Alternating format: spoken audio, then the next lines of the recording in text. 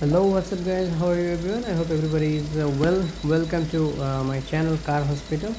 So in this video I will show you how you can repair Nissan Tida if one cylinder not working, what is the fault and how you can solve this problem. Here you can see third cylinder not working.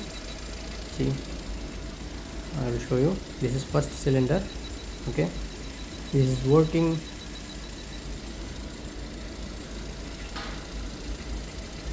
And this is third cylinder, second is inside. So third cylinder coil not working, that means pulse is not there. And here you can see fourth working properly. See, okay.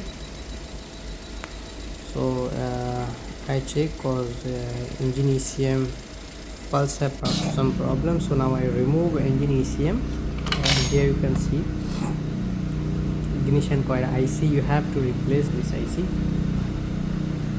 You already see I remove this IC.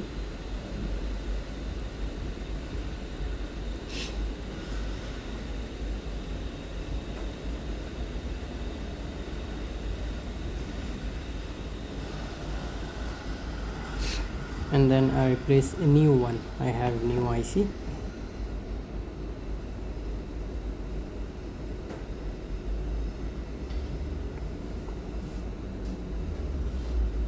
Here you can see this is new one, so fix it.